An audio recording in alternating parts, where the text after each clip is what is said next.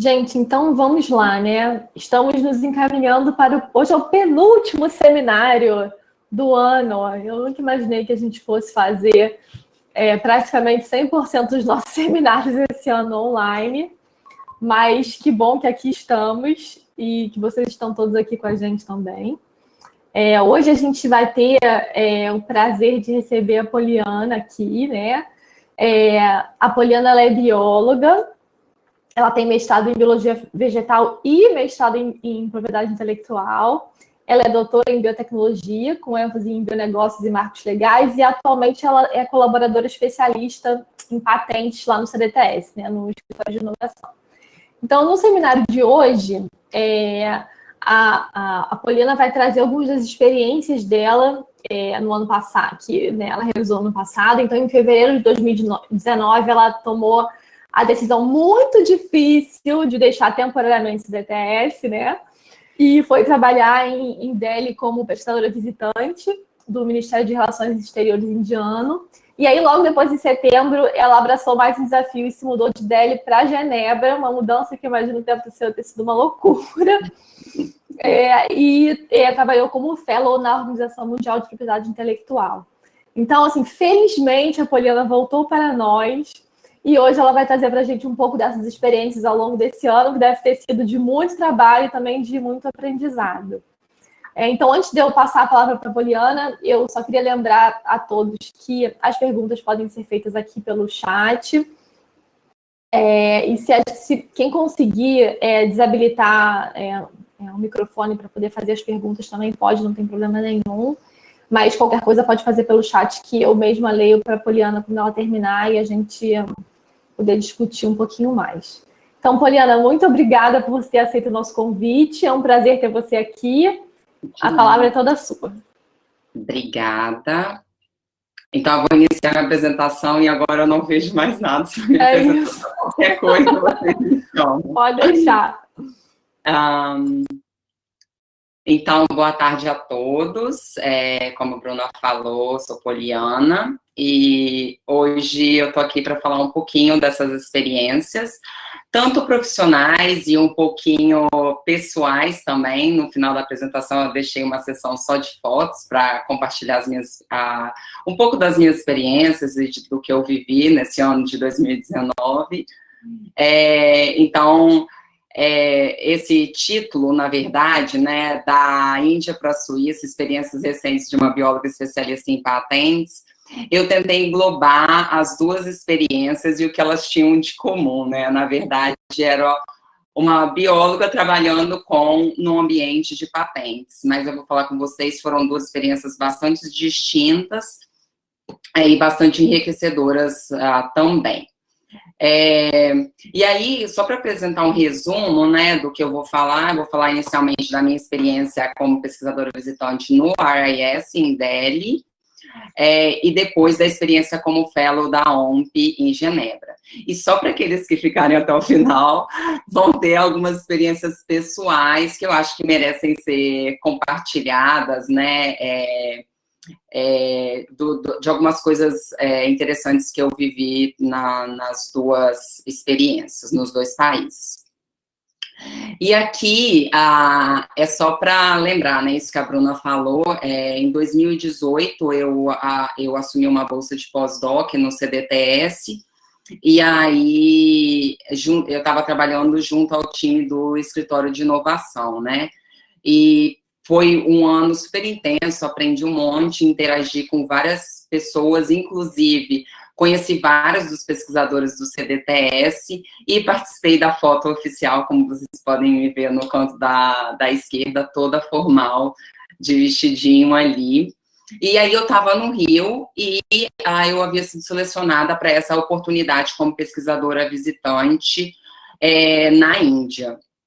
E aí eu decidi, e realmente foi uma opção bastante difícil de ser, uma decisão bastante difícil de ser tomada, mas eu decidi abraçar o desafio e ir para Delhi e passar os 6 meses iniciais. Então, inicialmente eu saí do Rio e ia passar 6 meses fora e depois voltaria para o Brasil, né? Então, Inclusive, depois, né, eu decidi para a Suíça, quando a gente conversou, quando a Bruna me contactou inicialmente para falar das experiências, ela não sabia que eu tinha ido para Genebra, então, isso ficou uma coisa meio que no meio do caminho, não ficou muito claro para as pessoas do CDTS, então, que sabiam que eu estava saindo para ir para a Índia, né. E aí, essa primeira experiência como pesquisadora visitante no RIS,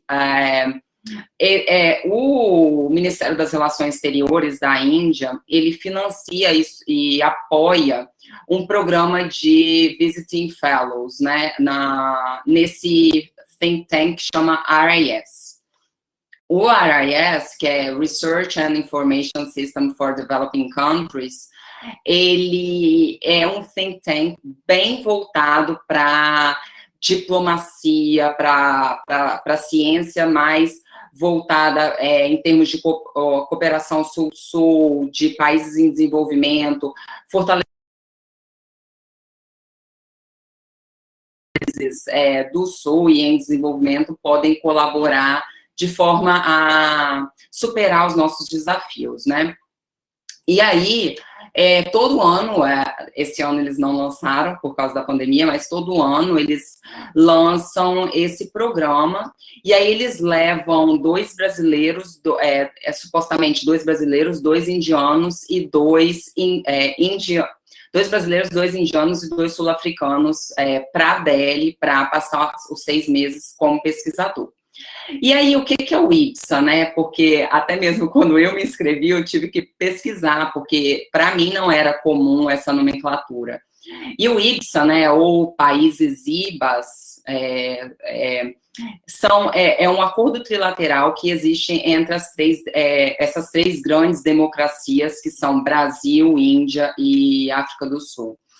E o acordo, que ele é anterior, inclusive, ao acordo do BRICS, que foi assinado em 2006, se eu não me engano, e o IPSA Dialogue Forum, que é como eles chamam esse acordo, ele foi assinado em 2003, ele traz essa congruência entre essas 3 democracias muito fortes, principalmente quando você considera os seus continentes, né, os continentes de cada um dos 3 países, e considera que a gente se encontra em posições bastante semelhantes em termos de desenvolvimento, e encontrando também desafios muito similares em termos de economia, sociedade, e esses 3 países em desenvolvimento, além de todas essas congruências, o IPSA Dialogue Forum, eles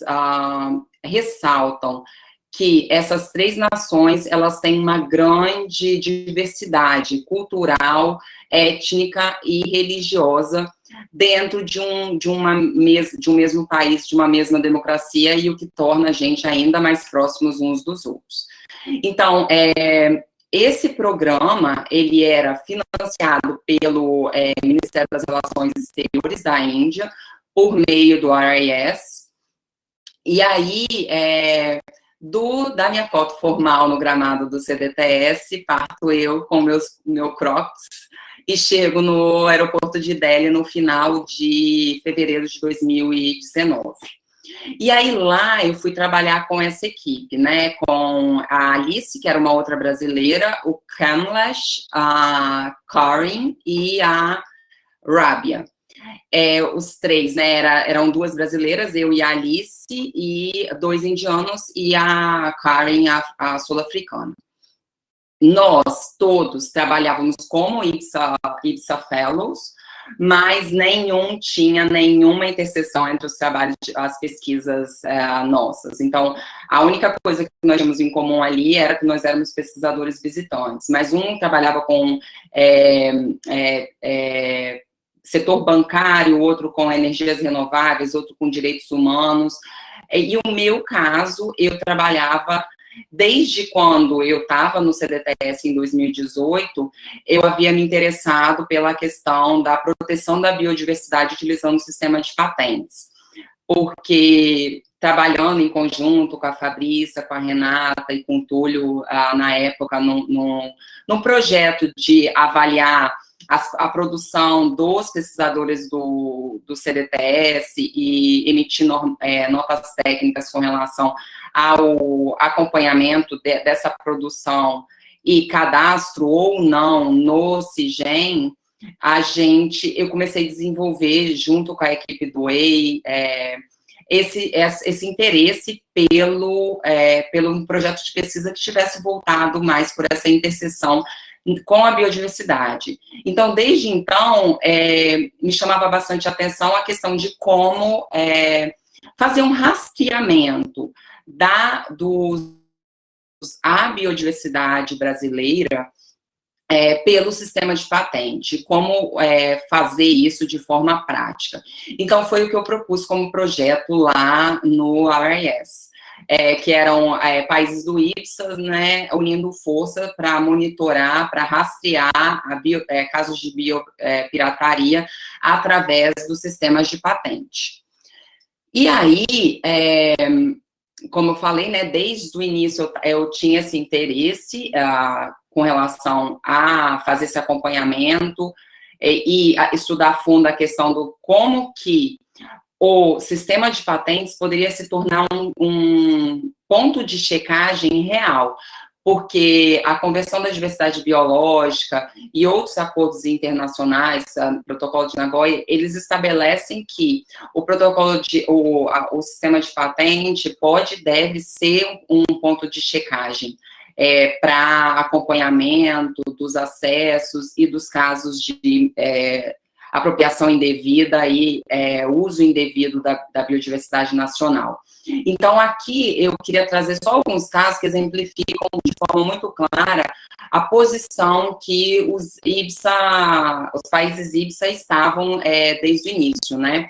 Então, por exemplo, na Índia tem alguns casos emblemáticos, né? Mas um caso emblemático foi o caso da berinjela BT, que a Monsanto, né, uma gigante de sementes, ela desenvolveu uma variedade geneticamente modificada, utilizando como base uma variedade tradicional, selecionada e desenvolvida ao longo dos anos pelos pequenos agricultores e populações tradicionais da Índia, sem nenhuma autorização prévia, nem das populações tradicionais e nem mesmo das autoridades nacionais referentes à biodiversidade. Um outro caso que aí nos condiz é o caso da estévia, que a estévia é essa planta herbácea que é conhecida como, pelas suas propriedades, substituição ao açúcar. E os povos guaranis, tanto do sul do Brasil quanto do Paraguai, são conhecidos por utilizar essa erva por um tempo, por um tempo bem longo, para suas preparações, tanto alimentícias quanto para chás e também para questões de doenças, né? E aí, a gente sabe que o uso da estévia como adoçante ganhou uma dimensão que chama muito atenção durante os últimos anos, e aí tendo envolvido aí desde empresas muito grandes, como Coca-Cola, empresas pequenas. Então, as propriedades benéficas da estévia foram exploradas por diversas empresas, sem com que os povos guaranis, que são considerados um dos povos mais pobres e sem estrutura atualmente, tivessem algum tipo de retribuição pelo conhecimento tradicional associado pela utilização desse recurso genético paraguaio e brasileiro. E um caso bastante expressivo e que traz números, que tem estudos com números bastante expressivos, é o caso da rúdia da África do Sul. A rúdia é essa planta com aspecto cactáceo, e existe um povo na parte desértica da África do Sul que usa a rúdia há vários anos. A utilização da rúdia o povo Sam, né, como eles são conhecidos, eles sempre utilizaram a arrúdia para fazer como forma de inibidor de apetite e inibidor de sede durante as caminhadas no deserto que eles tinham que fazer. E aí, pesquisadores sul-africanos começaram a pesquisar a arrúdia, eles descobriram e isolaram qual eram as substâncias com as propriedades de interesse, e aí, a partir de um processo e um pedido de patente, houve um interesse muito grande, tanto de empresas nacionais quanto multinacionais, para a utilização e produção desse composto. Então, desde esse início desse pedido de patente, que não houve autorização dos povos Sam para fazer o pedido da patente, né, na África do Sul, em nenhum país, desde então, houve-se um gasto de mais de 41 milhões de dólares, tanto em pesquisa e desenvolvimento como licença. E um dado que chama muita atenção é que só a Pfizer, ela pagou 21 milhões de dólares por uma sublicença para fazer pesquisas e desenvolvimento utilizando a substância ativa da arrúdia. E essa substância ativa e esse medicamento que a Pfizer estaria pesquisando, ele teria um mercado potencial anual entre 1 bilhão a 8 bilhões de dólares. E o povo Sam não foi em nenhum momento consultado e, com certeza, a retribuição financeira foi longe do justo quando se tem em consideração os ganhos que essas empresas têm em cima desses recursos genéticos nacionais, endógenos, né, e também estão longe do que realmente deveriam ser, né. E aí, demonstra, né, esses 3 exemplos demonstram em números o valor da biodiversidade dos países do IPSA, né? É importante falar que ali eu falei de 3 exemplos que são bastante característicos e mostram o potencial de ganhos financeiros que qualquer empresa tem quando a gente trata de biodiversidade, né? E a gente sabe bastante disso. Mas quando você considera que os 3 países do IPSA, eles são considerados 3 dos mais biodiversos do mundo, sendo que o Brasil é o primeiro em vários dos rankings que existem, que são divulgados.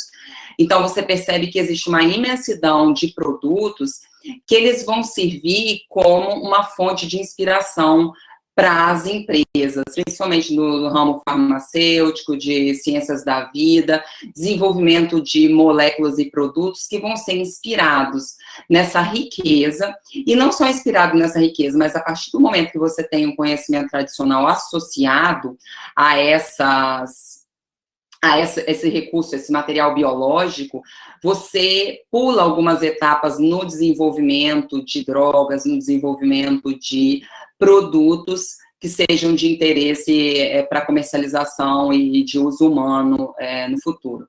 Então, isso demonstra, mais uma vez, que se você tem uma biodiversidade rica e que está sendo utilizada por povos tradicionais ao longo dos anos, sejam eles indígenas, sejam eles pequenos agricultores, esse tipo de conhecimento, como a gente sabe, da mesma forma que a biodiversidade, ela tem um valor e que, muitas vezes, os países beneficiados e os povos beneficiados não são os provedores, e sim aqueles que extraem esse conhecimento e essa riqueza dos países provedores, que, em geral, são os países em desenvolvimento. E é importante salientar também que não só o IPSA, né, os países do IPSA, mas existem dados que demonstram que 80% da biodiversidade mundial, ela está da riqueza de biodiversidade mundial, ela está presente nos países em desenvolvimento. Então, esse balanço que ainda não existe é o que a gente tenta propor quando a gente fala desse balanço no sistema de patentes e na rastreabilidade da origem desses recursos genéticos utilizados. Então, o sistema de patentes, ele já é conhecido, como eu falei no início, como um ponto de checagem para ver a origem do recurso genético que está sendo utilizado, do conhecimento tradicional que está sendo utilizado por um determinado depositante de uma patente.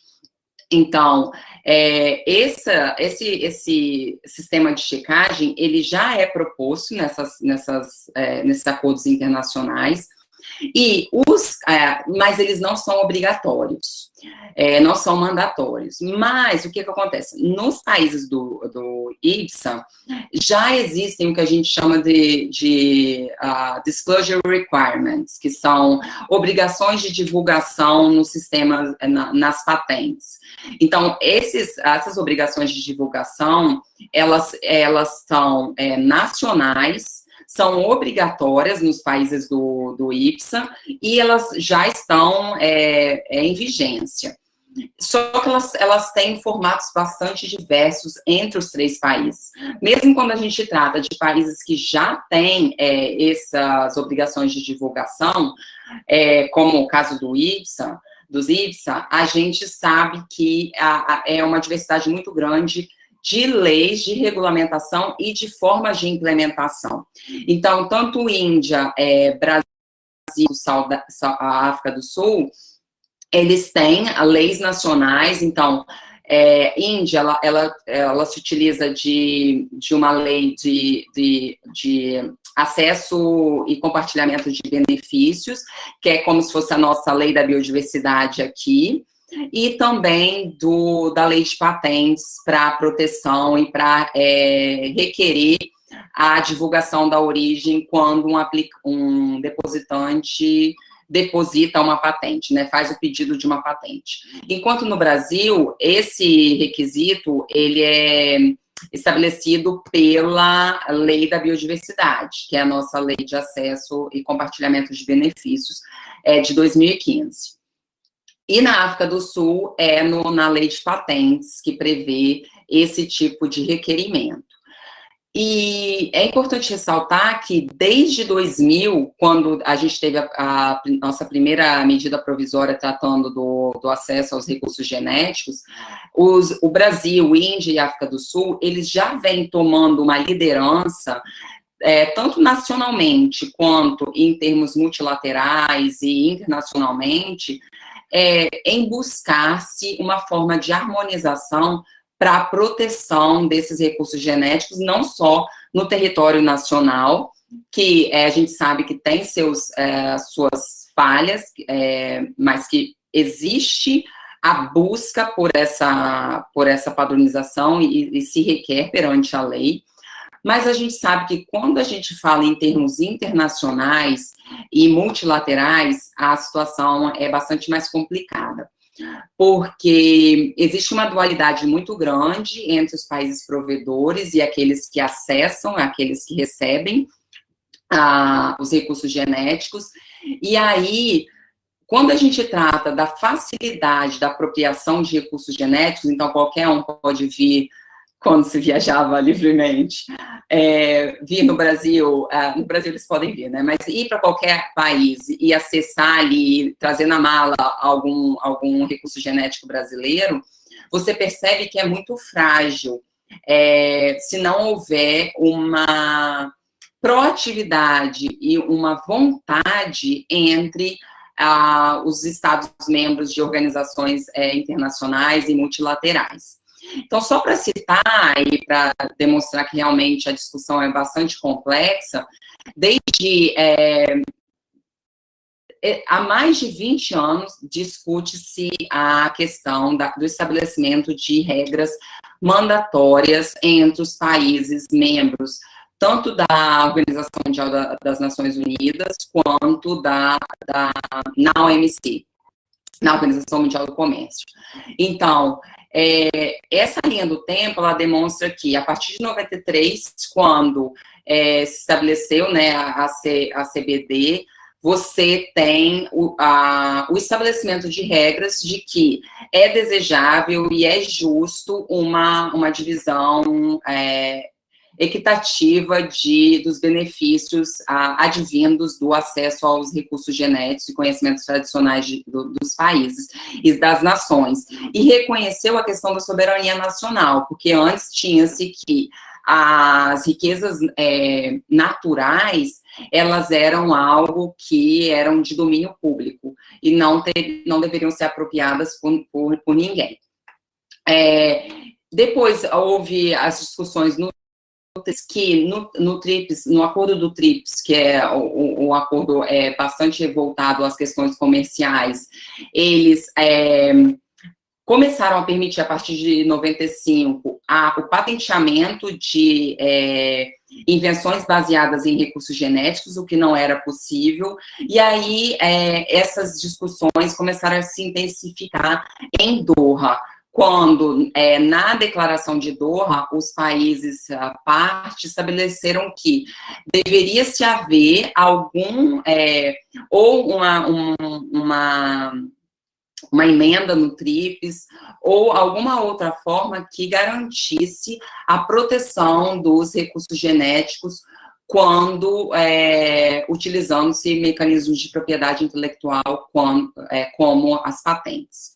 E aí, dois principais cenários, né, aconteceram desde Doha. É uma discussão bastante intensificada no Conselho do TRIPS, que eles propõem uma emenda no artigo 29 do Acordo do TRIPS, como também uma discussão bastante intensificada na Organização Mundial da Propriedade Intelectual, uma das agências das Nações Unidas, e aí eles têm proposto uma forma de proteção sui generis para tanto recursos genéticos quanto conhecimentos tradicionais. Mas vale ressaltar que em 2018 os negociadores, né, em reuniões no IGC, que é o Comitê Intergovernamental que lida com os assuntos de recursos genéticos, conhecimento tradicional e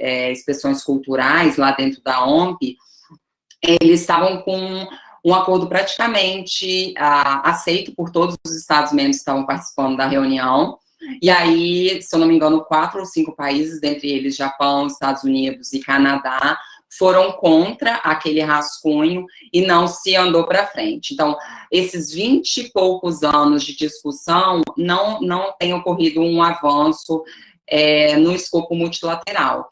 E com um pouco essa problemática em torno das negociações multilaterais que têm ocorrido nos últimos anos, isso tem perdido ainda mais a força.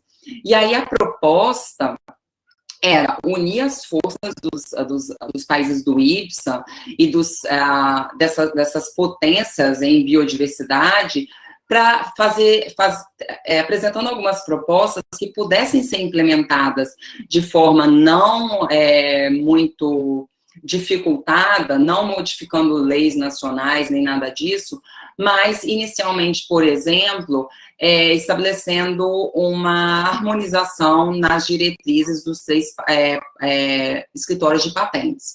Porque, como eu falei, a gente tem leis diferentes que regem o assunto da obrigação de divulgação da origem do material genético que é utilizado numa invenção.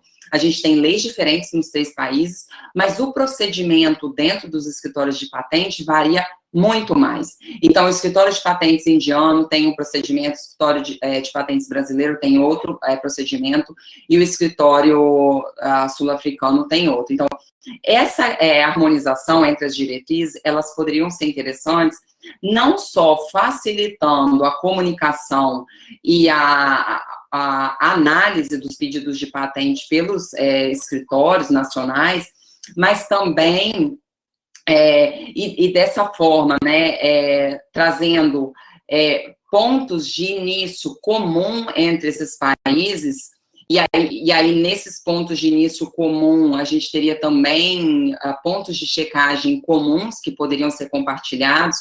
e discutidos, né, tanto entre formuladores de política, quanto técnicos e os analistas dos escritórios de patentes, mas também traria um benefício enorme para os depositantes de patente, que uma vez que você tem procedimentos harmonizados entre países, isso facilita quando eu tenho interesse de depositar uma patente no Brasil, nos Estados Unidos, na Índia e na África do Sul. Então, esses benefícios extrapolariam a questão do próprio escritório de patentes, né? Mas seria ainda melhor também para os depositantes.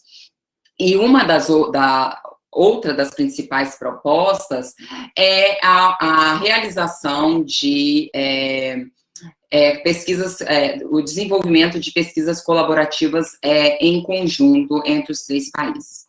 Então, esses estudos seriam especialmente para identificar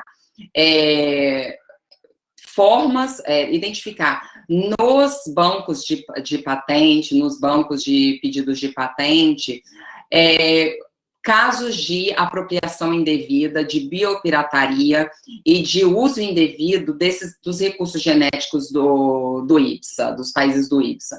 Isso poderia servir de fonte de recurso, né, de conhecimento, não só para os próprios países do IPSA, para expor os casos de biopirataria, mas também para demonstrar nas discussões multilaterais a questão da importância de se proteger a biodiversidade, porque existe um discurso nas arenas multilaterais de que isso seria coisa da cabeça dos países desenvolvidos, né, os países subdesenvolvidos, isso realmente não ocorre. Então, você demonstrando que nos pedidos de patente, você tem esse tipo de caso, né, bastante frequente, isso vai trazer dados para essas discussões nas organizações como a OMP e a OMC.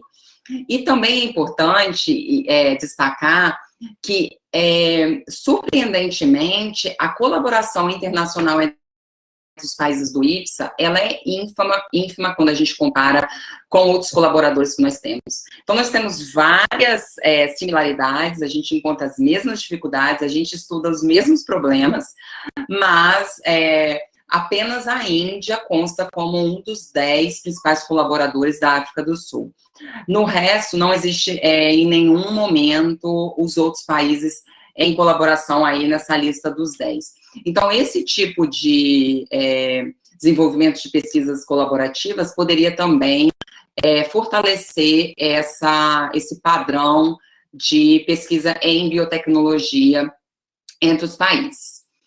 E aí, essa pesquisa, né, e essas propostas, elas culminaram na publicação de um capítulo num livro, que era um relatório, que é esse relatório que está aqui no canto do vídeo, que é aprofundando a cooperação, né, dos países IPSA. Então, as perspectivas desses setores chaves que nós, IPSA Fellows, estávamos estudando lá.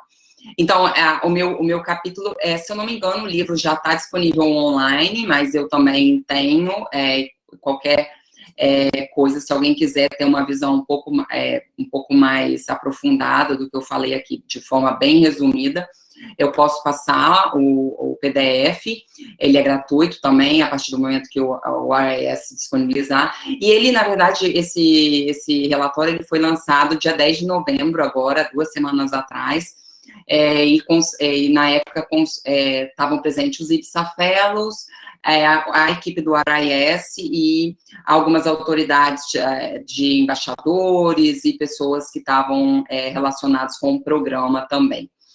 Então, foi um programa bastante enriquecedor em termos profissionais, uma vez que eu tive o prazer de lidar com um assunto que me interessa bastante e me aprofundar bastante também no assunto, gerando outros frutos depois também, né?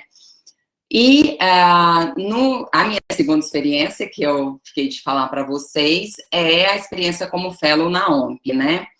A oportunidade como fellow na OMP, eu estava para finalizar a minha fellowship lá na Índia, e aí eu recebi a confirmação e o convite para assumir essa fellow na Organização Mundial da Propriedade Intelectual. Para quem não está familiarizado, a Organização Mundial da Propriedade Intelectual é uma das 16 agências das Nações Unidas. A sede, ela está em Genebra, mas a OMP, ela tem escritórios externos em outros países, e um deles é o Brasil, o escritório externo é no Rio. E a OMP, ela é considerada, isso também é um dado bastante interessante, ela é considerada uma das agências da ONU mais ricas, porque ela não depende de contribuição dos Estados membros, porque ela tem um grande aporte de recurso pelos sistemas internacionais de proteção de propriedade intelectual, como, por exemplo, patentes, marcas. Então, eles têm esses sistemas que facilitam a vida dos depositantes quando eles têm interesse de aplicar a proteção em diversos países. Então, eles cobram algumas taxas em francos suíços, o que faz uma grande diferença. E aí, eles cobram essas taxas e, por isso, eles têm um orçamento muito alto. Então, não precisa de pagar. Então, eles têm prédios muito novos, e eu vou falar um pouquinho disso depois. Então, eu fui para lá para assumir esse desafio também de trabalhar como PCT Fellowship Program. A OMP tem um desses acordos internacionais, que é o Acordo de Cooperação em Matéria de Patentes, que é o PCT. E o PCT, ele é como se fosse um facilitador para aqueles que desejam depositar diversas patentes em diversos lugares do mundo. Então, ele facilita a vida, diminui custos em determinado momento, dá mais prazo. E aí, esse sistema, ele tem vários países são signatários desse tratado, né? E aí eles precisam de alguns assistentes para ajudar. Então, um dos programas da OMP é esse programa de fellow no PCT. E aí eles contratam assistentes de terminologistas, tradutores e também especialistas técnicos. E uma modalidade nova, que é a questão de tecnologistas de tradução, mais voltados para a inteligência artificial e tudo. Então, todo ano eles abrem essa chamada, e aí eles selecionam algumas pessoas. Como vocês podem observar pela foto, não sei se eu consegui disfarçar, mas as pessoas, as outras fellows, né, os outros fellows eram sempre muito mais novos, porque para todas as modalidades de fellow, na verdade, não existia exigência de mais do que a graduação. E aí, eles selecionaram, na verdade, o assistente de terminologistas, eles pediam terminologistas ou pessoas das áreas técnicas que tivessem mestrado ou doutorado. E na época eu me inscrevi tanto para assistente de terminologista, que era o que eu me enquadrava, quanto para especialistas técnicos. Mas, na verdade, quem me selecionou foi a unidade de terminologia, que ela estava ligada aqui nesse escopo, mas no organograma da OMP, ela está ligada ao setor de patentes e tecnologia.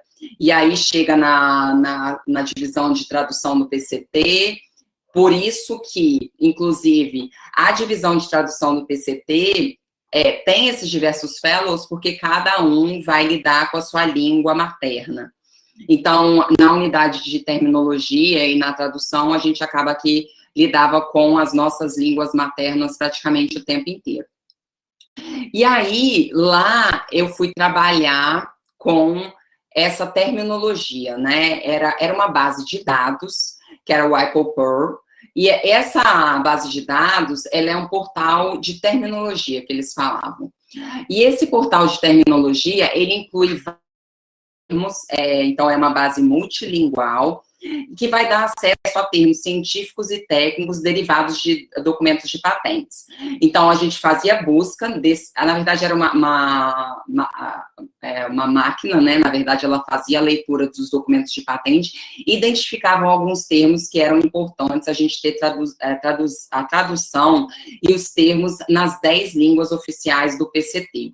Esse tratado, além das 6 línguas oficiais das Nações Unidas, que as línguas oficiais das Nações Unidas são o inglês, o espanhol, o francês, o russo, o árabe, o chinês, ela também inclui as línguas como língua oficiais, o português, o coreano, o japonês e o alemão.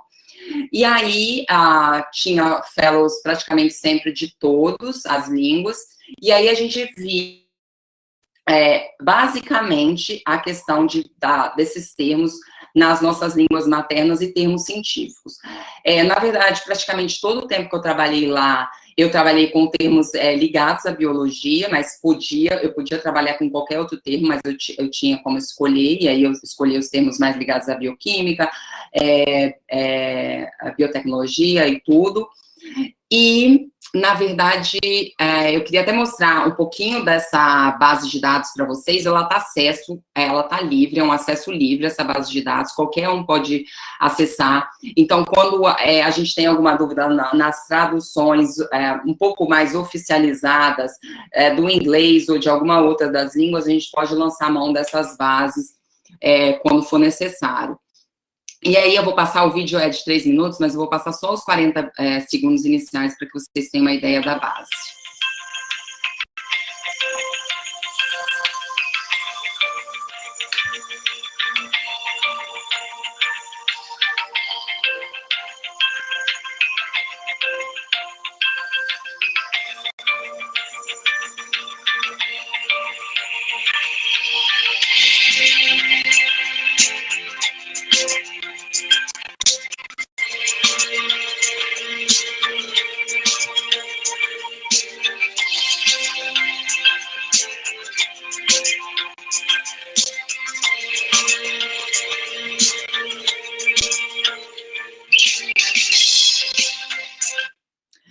E aí eu parei ali, porque ali depois já vai mais para as buscas, como fazer. Esse vídeo também está disponível online, e quando vocês tiverem a oportunidade e interesse, vocês podem buscar lá, e qualquer dúvida também estou à disposição.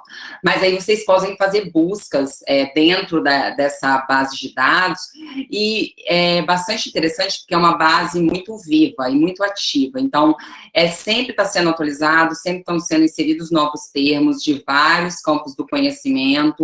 Então, a gente tem as classificações internacionais de patente, eles têm uma classificação própria lá dentro da unidade de terminologia para inserir esses termos, mas aí em junho desse ano, por exemplo, eles já estavam com mais de 190 mil termos científicos e tecnológicos que haviam sido extraídos de documentos de patente e com correspondentes em várias línguas. Inclusive, com o surto do coronavírus, né, eles também inseriram vários novos termos relacionados ao coronavírus e também, além disso, eles têm um guia com um glossário para esses termos nas diferentes línguas. Então, pode ser útil de diversas maneiras.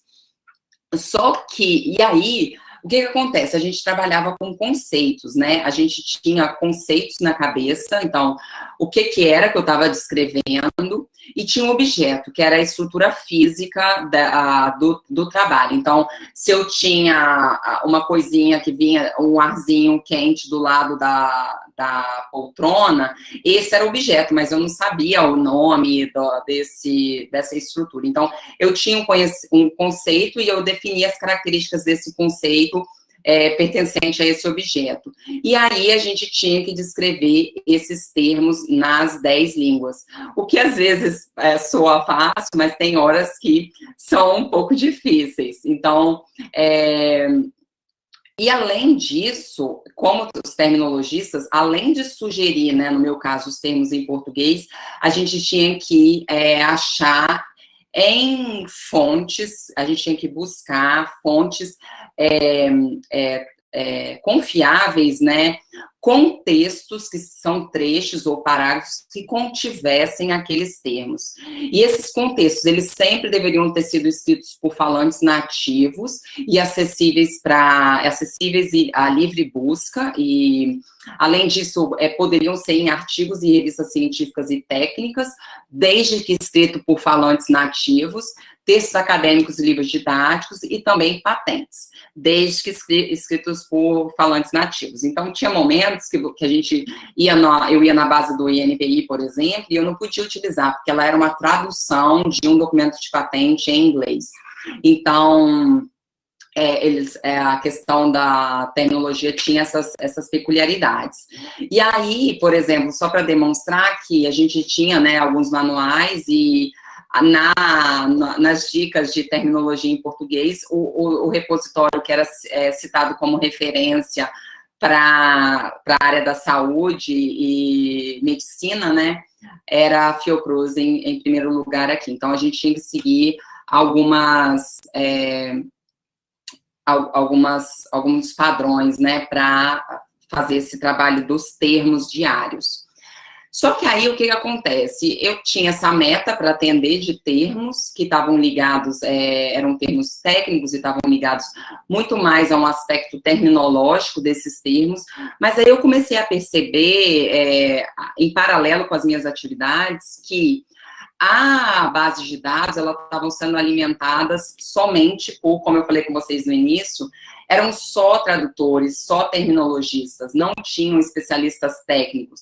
Na verdade, as pessoas que iniciavam nessa fellowship lá, muitas vezes elas não sabiam o que era o PCT, elas não sabiam o que era o sistema de patentes, então elas tinham que ter todo um treinamento. Então, elas não conseguiam visualizar como inserir os dados, os nomes de espécies biológicas. Então, a alimentação da PCT Term Base e da WIPO-PUR, ela estava ocorrendo de forma totalmente sem padronização. E aí, esses nomes eram lançados em 10 línguas diferentes.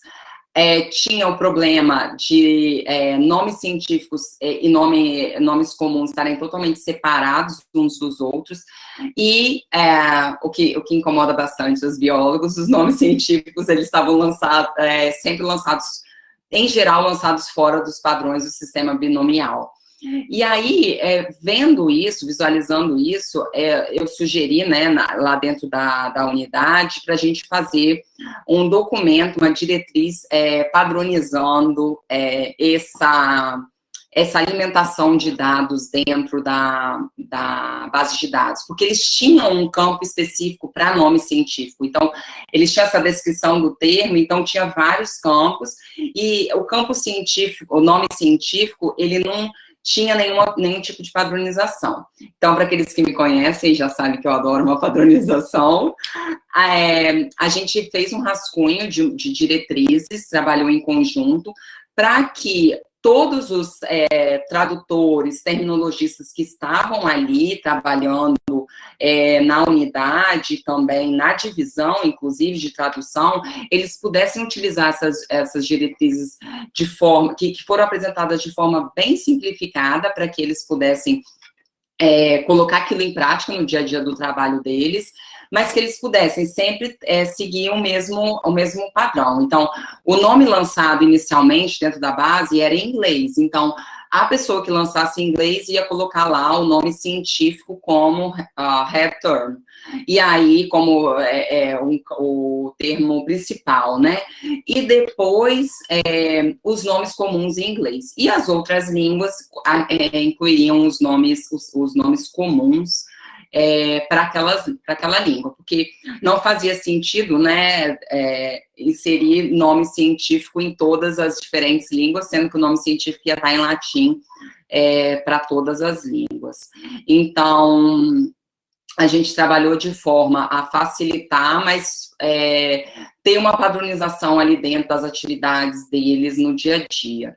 Então, assim, eu fiquei bastante satisfeita, porque eu pude contribuir com uma coisa que eu vi que estava precisando de ter um direcionamento um pouco mais técnico ali dentro e além de entregar a minha meta de termos semanal.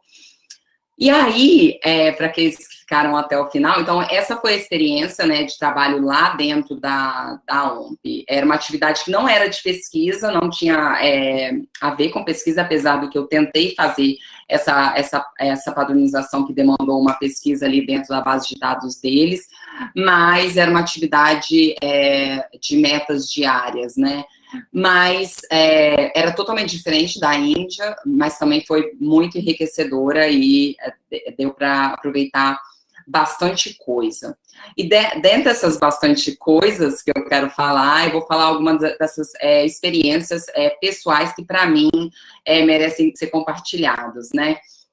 Então, quando a gente fala, né, de trabalhar, de ir para Genebra, passar um tempo, trabalhar mais tempo, eu trabalhei só 6 meses, infelizmente foram 6 meses de inverno exatamente, o que para mim foi um pouco sofrido, mas dizem que Genebra no verão é lindo, e aí chama muita atenção, porque Genebra, as discussões que ocorrem ali na Praça das Nações, né, as manifestações, a gente sempre acompanha muito pela TV, né, então eu trabalhava aqui, nesse prédio aqui, eu acho que vocês conseguem ver meu cursor, nesse prédio, que estava exatamente em frente à Praça das Nações, onde tem a Broken Chair, e como eu falei, né, a OMP, ela é muito peculiar, porque ela é uma organização das Nações Unidas muito rica. E aí você tem uma estrutura muito nova, tudo muito bonito. Esse era o salão principal, né, das apresentações lá da OMP, e era, tipo, muito bonito, só de você ver os luzes, era algo que chamava muita atenção. E aqui era a vista desse prédio aqui, né, do 13º andar, que tinha uma vista meio que de 360 graus de Genebra, e dava para ver o lago, né, em Genebra, o Jato d'Eau, que é esse jato de água que é bem característico lá. E além dessas experiências, né, em termos de trabalhar ali na frente, né, da sede das Nações Unidas e tudo, a questão do acesso aos eventos e as coisas que aconteciam ali. A OMP tinha vários eventos, então a OMP abriga também a organização, a União Internacional para a Proteção das Variedades Vegetais, que é o POV, então às vezes tinham seminários lá, e aí eu tentava participar sempre que possível. Então, tinha muitos eventos, assim, além de eventos não essencialmente profissionais, né? Então, às vezes tinha apresentações de teatro lá no auditório da OMP, ou tinha no lobby da OMP algumas recepções de embaixadas, porque o lobby é muito grande, então muitas vezes tinham, e aí eles convidavam o time, né, para participar. E além de eventos que tinham muito a ver comigo, que eu pude participar, por exemplo, esse evento das tecnologias de ponta, né, no setor de saúde, que era um acordo que já existia, que eu havia feito um curso da OMP, Organização Mundial do Comércio, e da Organização Mundial da Saúde. Então, aqui estavam os 3 diretores gerais, nessa época o Tedros, há um ano atrás, estava até com cabelos menos brancos, antes da pandemia. Então, esse acesso, para mim, foi muito especial, de poder participar desse tipo de coisa. E, além de adquirir o conhecimento, né, estando ali. Além disso, aí uma coisa mais pessoal, Genebra, né, é muito central, então você estava ali, muitas pessoas, colegas de trabalho, colegas em outros cursos, iam para ali e a gente se encontrava, colegas brasileiros que iam para perto, a gente se encontrava, ou eu ia encontrar esses colegas e tudo, e às vezes a gente recebia visitas muito especiais em Genebra também. Para quem não sabe, essa é a Renata, ela foi em Genebra eu acho que foi no final de outubro, ou início de novembro, e é uma querida colega que trabalha comigo, com a gente agora, sempre trabalhou, né, no EI com a gente, e ela foi lá em Genebra para uma reunião e a gente se encontrou. A gente não estava no ambiente profissional, como vocês podem ver, mas a gente conseguiu se encontrar. E também a questão, né, a Suíça é muito bonita, é muito diferente da gente, apesar de estar no inverno, assim, tem coisas que chamavam bastante atenção. E aí, perto de Genebra, tinha Lausanne, e eu coloquei aqui, eu fiz propositalmente, coloquei o contador oficial dos dias faltantes para as Olimpíadas de Tóquio, que, na verdade, eles já devem ter resetado isso para um pouco mais de tempo. Mas é bem bonito, né?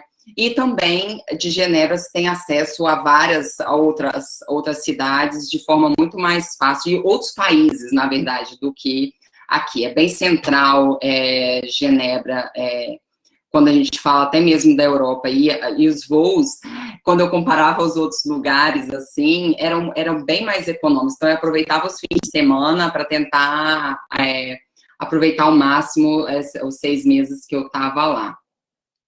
E não só viajando, mas também comendo. Todos que me conhecem também sabem que eu tenho esse lado bastante acentuado na minha vida. E aí, as experiências agora também mais pessoais na questão da Índia, né? A Índia, ela, como eu disse, né, no RIS a gente tinha a oportunidade de interagir num ambiente muito diplomático. Não era só o ambiente acadêmico que eu estava acostumada. Então, era sempre muito embaixador, indo para os seminários, a gente apresentando as coisas, a gente participando de eventos. Então, a gente teve o prazer de, quando estava lá, participar desse IPS Academic Forum. E aí, lá, durante esse tempo também, a gente se encontrou com os Sherpas, né?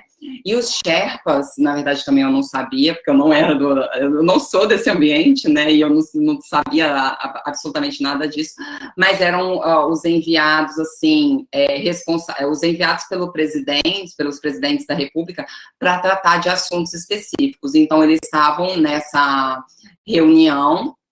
E aí a gente apresentou as nossas propostas diretamente para eles, quando lá em Delhi ainda, as propostas que a gente já estava desenhando nos nossos capítulos. E aí a gente participava de eventos, além de participar de eventos, apresentava. Então, eles têm uns programas também de curta duração, de 2 semanas, que eles chamam iTech. E aí, esse mesmo eu estava apresentando um pouco das visões num curso de comércio e sustentabilidade. E eles têm cursos de diplomacia em ciência, esse tipo de coisa, que é bastante interessante. Então, é um ambiente bastante vivo, o RIS. E, além de tudo, também, sempre que possível, eu estava aproveitando para viajar. A Índia, ela é um país, assim, que chama bastante atenção, porque ela é 2,5 vezes menor do que o Brasil, mas, apesar de ser 2,5 vezes menor do que o Brasil, ela tem 6 vezes a população brasileira. Então, é um país que é muito difícil você não esbarrar nas pessoas o tempo inteiro e as pessoas esbarrarem com você. Então, a noção, assim, a nossa noção espaço é muito diferente, assim, isso é muito cultural e é muito interessante. Então, quando eu cheguei lá, era um pouco que um baque, mas depois você vai se acostumando. E, além de tudo, tem algumas coisas peculiares também, né? Os templos são muito grandiosos, tudo muito grande, tudo muito bonito, e também extremo, né? A gente vê, igual a questão, não só a questão das diferenças econômicas entre a população, né, mas a questão também, por exemplo, do calor. O calor lá, quando faz calor mesmo. E aqui, quando eu fui no Taj Mahal, que tem essa foto, que a que está do lado com a sombrinha vermelha é a mesma, era um feriado, e vocês veem que o Taj Mahal está relativamente vazio, mas ele estava vazio porque esse dia estava 45 graus Celsius, a gente andando nesse cimento aí, sem nenhuma sombra, não tinha nenhuma sombra. E aí, essas experiências, assim, chamam muita atenção. Então, depois do Taj Mahal, eu coloquei essa linha que eu falei assim, não vai adiantar muita coisa não, porque vi um bafo, mas ajuda. Então, a questão da arquitetura chama muita atenção, da religiosidade, que é muito diferente também do que nós temos como religião, e chama muita atenção todas as diferenças, e também o povo, né, e as experiências. Então, lá eu comecei a praticar yoga, que era uma coisa que eu não fazia antes e que eu persisto. O povo é um povo, assim, que chama muita atenção. Então, por exemplo, você estava andando na rua o tempo inteiro, alguém parando, pedindo para tirar foto com você, e eram simpáticos, e vinham abraçando. Aí, tipo assim, muitas vezes vinha, por exemplo, essa foto de cima aqui, eu lembro que inicialmente veio pedindo para tirar foto com a moça e com a criança. Aí daqui a pouco vem a senhora, depois vem a família, aí pediram meu marido, tira foto nossa. Então, tipo assim, e aí várias pessoas, elas têm prazer, né, de estar com pessoas que eles veem que são diferentes, né, da cultura deles. E também as experiências, tipo, quando a gente estava lá, a gente participou de uma festa muito bonita, que é o Holi, que é o Festival das Cores, e é um feriado nacional, e que as famílias geralmente se unem e brincam de jogar tinta uns nos outros. Existem Holi de rua também, mas eu tive a sorte de ir para uma família. Então, nas fotos, a gente está em poucas pessoas, mas teve momentos de terem 40, 50 pessoas tomando água, tinta, brincando, dançando. Então, é uma experiência muito legal, assim, que eu também vivi lá. E algumas outras experiências também que a Índia me proporcionou. Algumas pessoas sabem que eu iniciei minha carreira internacional como atriz. Então, lá teve uma participação em um filme de Bollywood, e aí eu aproveitei e falei assim, não, é uma experiência de vida, vamos que vamos. E aproveitei também para conhecer alguns outros lugares que eu tinha vontade. Então, eu viajei um fim de semana para o Nepal, para conhecer algumas coisas lá, que também me chamou muita atenção. E aqui era um voo que eu fiz para visualizar o Everest. Então, aqui era o Everest da cabine do avião. Então, assim, tudo isso fez a minha experiência muito interessante tanto na Índia, né, quanto na Suíça. Então, como vocês podem perceber, foi um ano muito intenso. Eu nem falei, mas quando terminou a minha fellowship lá na Índia, eu saí de Delhi, início de setembro, e aí eu fiquei 11 dias no Brasil, depois de 6 meses longe da família, do marido, dos meus pais. Meu marido me visitou, né, algumas vezes, mas eu não estava aqui com ele. E aí, depois desses 6 meses, eu fiquei 11 dias, depois fui de novo para a Suíça. Então, esse ano foi muito intenso, muitas coisas vividas, mas, assim, para mim, eu não tenho dúvida que tudo valeu a pena, desde os termos profissionais e pessoais também. E agora eu estou de volta, né, como vocês já sabem, então, dentro dessa parceria do CDTS com o IBMP, eu estou atuando novamente na equipe do EI. A gente já está com algumas produções que estão sendo publicadas e em andamento com outras. E eu queria agradecer muito a atenção de vocês por estarem aqui, estar ouvindo um pouquinho das minhas histórias. Eu estou à disposição para qualquer dúvida, qualquer curiosidade, qualquer discussão, em qualquer dos aspectos, tanto profissionais quanto pessoais. Vai ser um prazer interagir com vocês aqui. para saber que eu não fui tão chata. Vou parar a minha apresentação e estou à disposição, Bruna. Poliana, olha só, que incrível! A única pergunta que eu tenho para te fazer é qual é o nome do filme de Bollywood, porque eu preciso assistir a sua estreia no cinema internacional. Só digo isso. Esse é o negócio, né? Quando você faz muitas coisas, depois você nem volta. Eu não me lembro exatamente do filme, mas eu vou buscar e mando para você. Olha só, e por favor, você tem que constar no seu currículo Lattes. Você não pode perder essa oportunidade. Eu sou a atriz de filme de Bollywood. Ai, mas olha, muito legal. Eu que te agradeço assim, por você estar compartilhando com a gente todas essas coisas que você viveu nesse ano. O Paulo tem aqui uma pergunta para você, mas eu vou começar, senão depois não consigo fazer as minhas perguntas, porque todo mundo começa a interagir super, então eu vou vou quebrar o gelo aqui. Sobre o tema dos IPSA Countries, né, que você falou, como você acha assim, que é a principal dificuldade de montar uma agenda comum assim, de propriedade intelectual entre esses países? Porque eu fico imaginando que para conseguir montar para conseguir ter uma agenda flexível, né, comum entre esses países, muita política pública deve ser influenciada, né? Então, assim, quais são os principais desafios que você acha assim para isso? Na verdade, Bruna, a questão dos 3 países, é engraçado que nós temos essas diferenças, né, nos procedimentais, mas que eu comecei a falar, mas eu até não destaquei essa parte. A gente tem essas diferenças procedimentais, mas em termos multilaterais, o IPSA, os países do IPSA, eles sempre foram muito congruentes e sempre concordaram muito nas posições, em termos, pelo menos, da biodiversidade e propriedade intelectual. Então, sempre lideraram as discussões em favor dos países megadiversos, e aí a gente tem visões bastante congruentes nessas discussões multilaterais. Nas discussões, assim, um pouco mais amplas, o que eu vejo é que existe, politicamente falando, eu vejo que tem um interesse muito maior da Índia em fortalecer o IPSA do que dos outros países.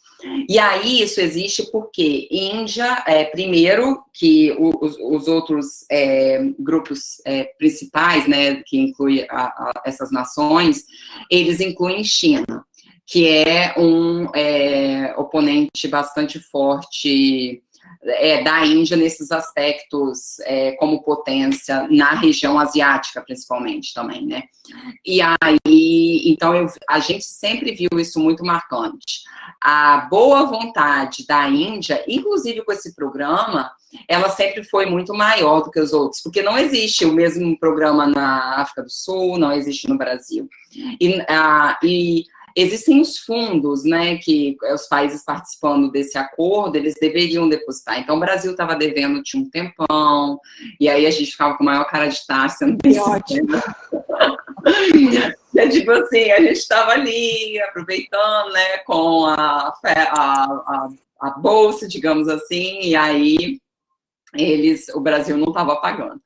Mas eu acho que os acordos variam muito de acordo com o que eu vejo, né, com o governante, com a forma com que isso é passado, né, para as instâncias mais abaixo, vamos dizer assim. Porque, apesar que a gente foi numa reunião dos Sherpas, né, a gente via que, tipo assim, havia uma discussão, mas que no Brasil não ia ser meio que implementado, por causa já da visão do governo à época. Então, por isso. Entendi. O Paulo aqui tem... Agora vou ler a pergunta do Paulo, porque para ficar gravado, né? Vamos lá. Então, Paulo diz assim: parabéns pela sua apresentação e por compartilhar sua experiência. Então, na sua opinião e experiência, os bancos de germoplasma de espécies de florestais não seriam suficientes para barrar qualquer patente indevida dos países estrangeiros de espécies brasileiras? Na sua opinião, o que falta para o Brasil melhorar e fortalecer seu sistema de patentes e, consequentemente, evitar a apropriação indevida das nossas espécies nativas? E aí, como exemplo, ele usa, dizendo que empresas japonesas que patenteiam o açaí e o cupuaçu, por exemplo. Na verdade, primeiro, né, a questão dos bancos de germoplasma, se eles seriam o suficiente para barrar qualquer patente. Na verdade, deveria haver, inicialmente, se for considerar essa possibilidade, a primeira coisa é uma ligação entre o banco de germoplasma e o escritório de patente. Um tipo de rastreabilidade, que não existe hoje em dia. Não existe rastreabilidade, por exemplo, de sequências genéticas, que são acessadas por bancos de bases. Inclusive, isso é uma das discussões internacionais. Então, não existe um link entre essas pontas que poderiam ser unidas para facilitar a rastreabilidade, né? Então, essa discussão, inicialmente, ela precisaria se basear nisso, na minha opinião, né? De ter um link entre essas diferentes instituições. Mas quando a gente fala de germoplasma, também a gente está incluindo só vegetais, mas a gente tem várias outras espécies que são utilizadas nas patentes, né?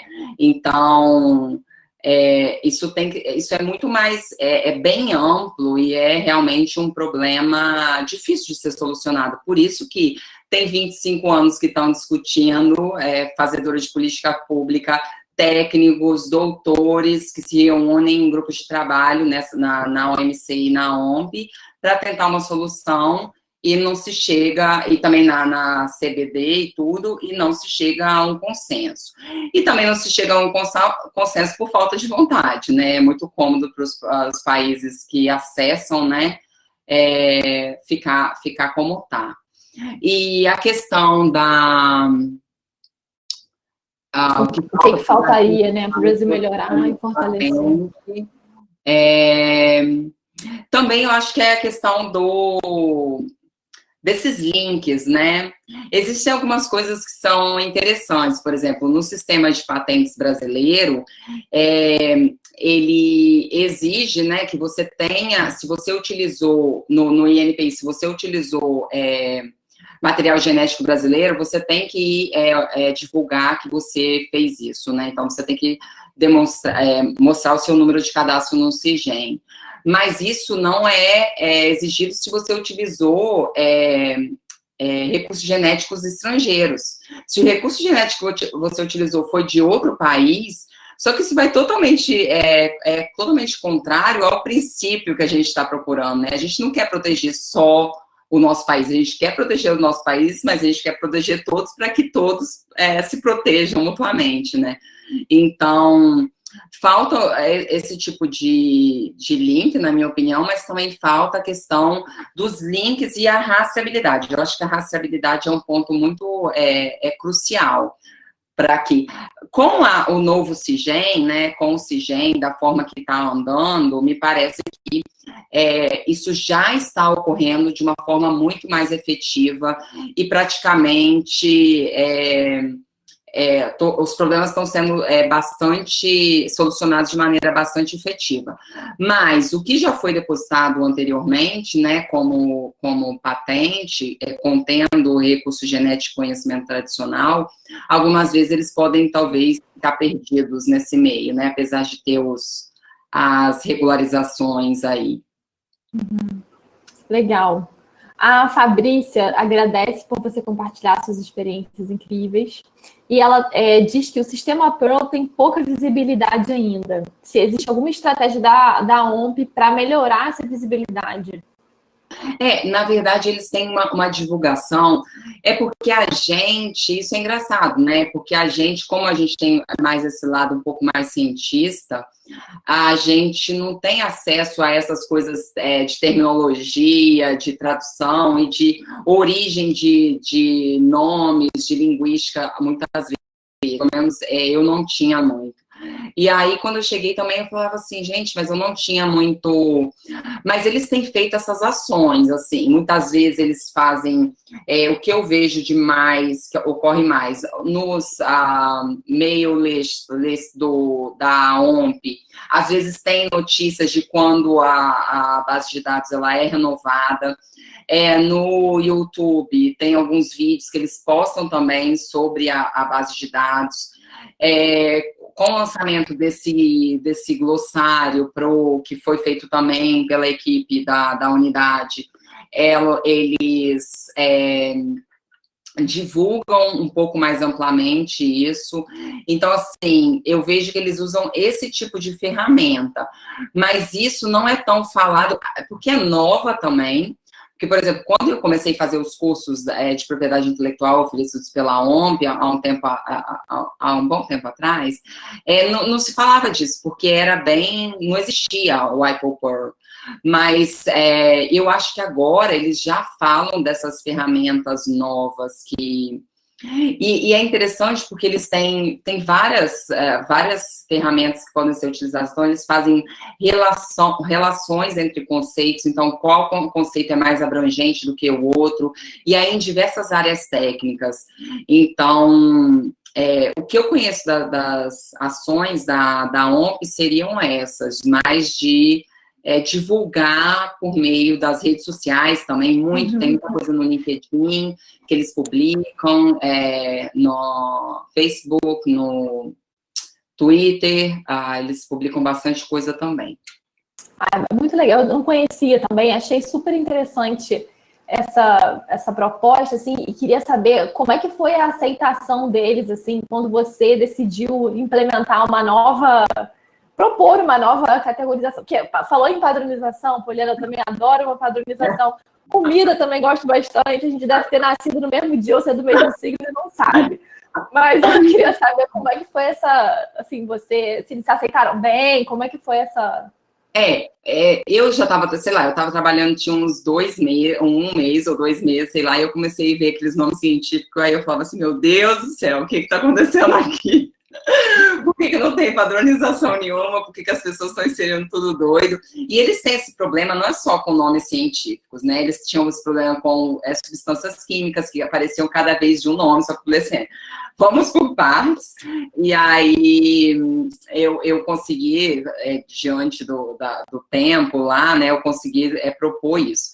E aí eu cheguei e falei, olha, eu visualizei isso, eu sei que vocês estão sempre trabalhando com a equipe bastante revoltada para a parte de tradução e terminologia, mas se vocês quiserem, eu falei assim, se vocês quiserem, eu me disponho a trabalhar numa diretriz para que vocês possam implementar algum tipo de padronização, porque eles também são de muita padronização, assim, eles têm que seguir, esse povo de terminologia, uma padronização incrível, que eu ficava assim, meu Deus, tinha coisas que me agradava.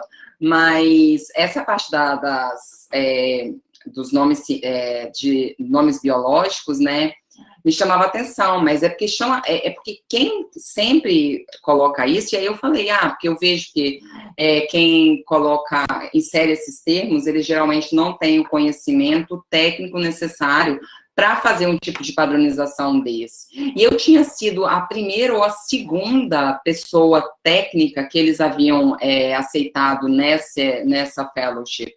E aí eu falei assim, vou aproveitar, estou aqui fazer uma coisa que eu acho que é de interesse deles e que eles podem também ter o benefício. Então, agora essa diretriz já está lá para toda a divisão. E, na verdade, eles aceitaram bem, assim. Eu falei com jeitinho também. Legal, não, muito, muito legal. O Paulo complementa aquela pergunta que ele te fez, perguntando o seguinte, por que não utilizam apenas o CIGEN como banco de dados de material genético? Cada dia que passa, aparece um banco de dados novo, que obriga você a cadastrar o seu projeto, que tipo de material genético foi abordado no projeto. Então, por que nós, brasileiros, sempre buscamos aumentar a burocracia? A pergunta de $1 milhão, Paulo. Mas depois que você passa depois que você passa pela Índia, você vê que nós não somos só os únicos burocráticos. E nem só a Índia, né? tem coisa que eu falava assim, essa coisa de país, né? Cada um tem suas coisas. A Suíça também é muito burocrática. Algumas vezes eu chamava muita atenção. Mas a burocracia, ela ocorre em todos os níveis, né? Mas a questão de banco de dados de material genético, eu acho que não é muito bem a função do CIGEM, né? Os bancos de dados de material genético, eles existem de diversas formas. Às vezes você tem bancos de dados de amostras físicas, às vezes você tem bancos de dados de amostras digitais, né, de sequências. Então, a função do CIGEM é mais fazer esse cadastro para as ações de acesso à nossa biodiversidade, né? E aí, existem, sim, vários outros sistemas que exigem que os pesquisadores façam outros tipos de cadastros, né, e requeiram outros registros. Mas aí, realmente, esse tipo de coisa até eu não tenho tanta experiência, que é bem prática, talvez até a Fabi, que está aqui, saiba, mas já existe uma comunicação, uma tentativa, pelo menos, de comunicação, pelo menos, do CIGEM com alguns dos sistemas de cadastro, tipo como o Cisbio, mais para coleta, esse tipo de coisa. Então, tem se avançado, ao meu ver. Que bom. A Leila Longa também diz que muito interessante sua experiência, comenta que eles estudam as ferramentas e o aprimoramento delas lá na UAIP, né? E quem sabe se a sua experiência também não pode ser bastante aproveitada dentro do próprio INPI, né? Ela faz um comentário aqui dizendo que acredita que o olhar externo muito tem a contribuir com essa... A proposta inicial era que... na verdade, no meu artigo eu descrevo um pouco mais isso, que houvesse a formação de grupos de trabalho, incluindo especialistas técnicos, analistas do INPI, dos outros escritórios de patente, para trabalhar e tentar harmonizar algumas diretrizes que fossem gerais e que não gerassem muitos problemas políticos, né? Porque, por exemplo, mudar uma lei gera muito problema político. Então, a proposta era essa. Mas isso é uma coisa que tem que partir, né, dos formuladores de políticas se unirem e proporem isso para as instâncias executoras, né? No caso, o INPI e alguns especialistas que eles convocarem. É verdade. A Cláudia Chamas também te parabeniza pelas experiências incríveis e te pergunta o seguinte: você acha que o Brasil poderia cooperar mais com instituições científicas indianas na área de saúde? Por exemplo, com reposicionamento de drogas e outros temas? Ela afirma que a gente tem muitas preocupações em comum nessa área de acesso a medicamentos e vacinas e ainda não exploramos esse potencial de parceria. Sim, com certeza. Eu acho que também a gente tem muito a contribuir, foi o que eu falei, né? Chama muito atenção. Quando eu vi aquele dado, eu falei assim, aquele dado de colaboração internacional entre os países do IPSA, falei, gente, mas como assim? Fala-se tanto que nós temos os mesmos problemas, que nós temos tantas similaridades, mas a gente não consegue colaborar em termos de ciência. A gente tem um escopo de instituições de pesquisa científica bastante interessante, né? São países que têm respeito internacional em termos da ciência realizada. E aí não existe essa interação entre os países. E essa parte da área da saúde, reposicionamento de drogas, e outras partes da área de ciências da vida e farmacêutica, acho que a gente tem muito a aprender, principalmente com a Índia, e muito a interagir também, porque eles têm uma visão bastante, na minha opinião, um pouco mais avançada para permitir o acesso ao medicamento para a população, né? Tanto que os medicamentos lá é incrível, na verdade tem momentos que você até critica um pouco a questão do acesso, né? O acesso ficava meio irrestrito e a medicação era barata. Então, era bem diferente do que a gente vê aqui hoje, né? Acho que hoje Até eu vi uma notícia falando, né, a questão das dificuldades do acesso à medicação aqui no Brasil e a questão de como que é muito mais caro do que em outros países. Então, essa questão das nossas preocupações em comum, das nossas dificuldades, e a gente só busca, muitas vezes, cooperar e fazer ciência com países mais desenvolvidos, né? Porque eles têm isso, porque eles têm aquilo, porque eles têm aquilo outro. Mas eles não têm os problemas comuns que a gente tem, que a gente pode se fortalecer juntos, assim, e trazer propostas que sejam que tragam benefícios para a gente, e não que talvez seja o benefício, sei lá, no final do próprio país desenvolvido, e não nosso, né, que tá com problema. Não, isso é uma discussão super interessante mesmo, até o ponto do financiamento mesmo, né? Acaba que muitas vezes os financiadores é que estabelecem essa agenda. Então, acaba que muitas vezes os países mais desenvolvidos acabam liderando esse esforço, mas com certeza eu acho que tem bastante espaço para cooperação. O Poliano Rogério também te parabeniza pela brilhante apresentação e pela iniciativa, te agradece por compartilhar esse conhecimento. E aí, ele queria saber se em algum momento do seu trabalho internacional, se você trabalhou com ou percebeu alguma conexão com da WIPO ou da IPSA com essa base de dados da Índia sobre conhecimento tradicional, a Traditional Knowledge Digital Library. Não, existe. Eu até falo também dela no meu capítulo, mas o meu trabalho, como já é um assunto muito complexo, eu sempre falo assim, eu vou restringir a acesso ao recurso genético, E a base de conhecimento tradicional indiana, ela é basicamente de conhecimento tradicional, né, como ela mesmo fala. Ela tem algumas descrições da utilização dos recursos genéticos, mas sempre associado ao conhecimento tradicional. Então, eu falo um pouco disso, até de algumas aprendizagens, né, com eles, da forma que nós poderíamos utilizar a expertise que eles já têm, porque isso é uma coisa que, às vezes, a gente... E é muito grande, eu não sei exatamente os números deles, mas é uma base de dados muito grande, que eles têm... digitalizado, ensinamentos em sânscrito, em várias línguas antigas e atuais da Índia. Então, eles fazem essas digitalizações e fazem também algumas traduções para o acesso um pouco mais amplo, né? Então, a partir do momento que você tem uma estrutura como essa, já funcionando há vários anos, e é respeitada lá dentro do país, eu acho que a gente tem muito que aprender com eles, né, com o que eles já desenvolveram até o momento, e não tentar partir do zero se a gente for estabelecer alguma coisa do tipo para a gente.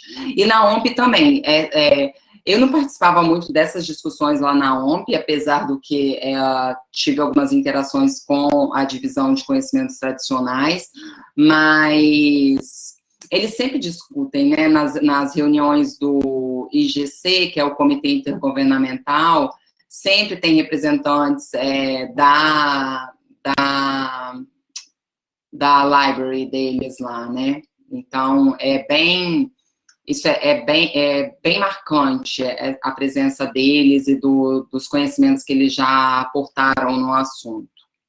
Legal. O Paulo faz um comentário aqui sobre o CIGEM, dizendo que o banco de dados de germoplasma e outros de bioinformática são necessários e complementares. Então, que quando ele falou do CIGEM, ele estava falando de utilizar apenas o CIGEM para cadastrar o seu projeto e o tipo de material genético a ser utilizado. Além do CIGEM, há outros sistemas obrigatórios para cadastro, como o CISBio, que ele não tem certeza se ele foi claro nessa argumentação.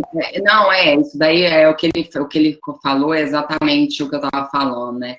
Na verdade, é o que todo mundo quer, né, Paulo? É o que todo mundo que está aqui discute, né, e quer, que é esse sistema unificado. É porque esses sistemas, eles são, às vezes, para finalidades diferentes, instituídos por leis diferentes, e aí você tem que seguir paralelamente.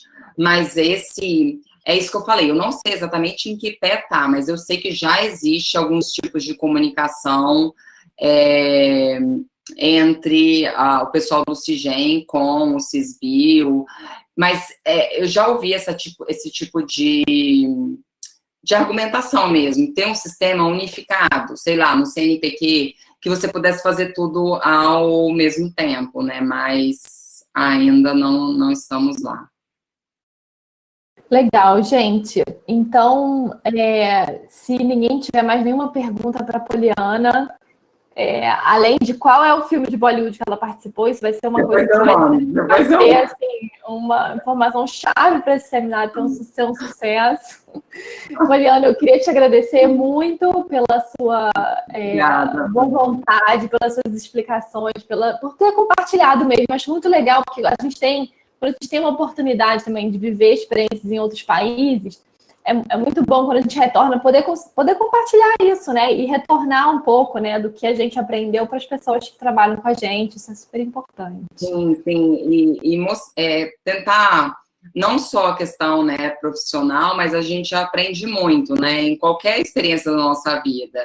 E poder, assim, passar um pouquinho desses aprendizados sempre é muito bom, assim, como pessoa.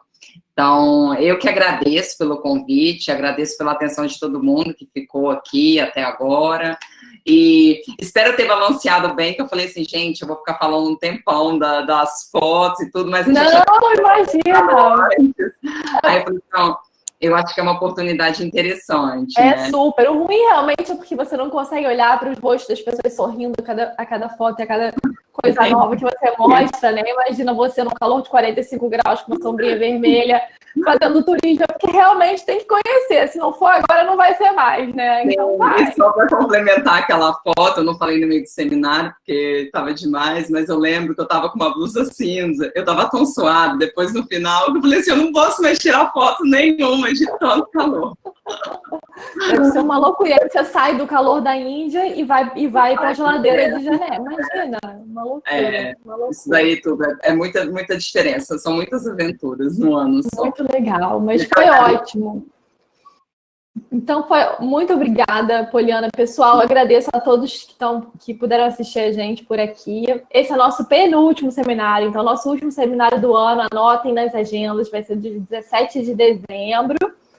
E aí, já dando um spoiler sobre o tema, vai ser sobre vacinas de Covid, que é um tema que está pipocando aí. Até 17 de dezembro, muita coisa ainda pode acontecer, né?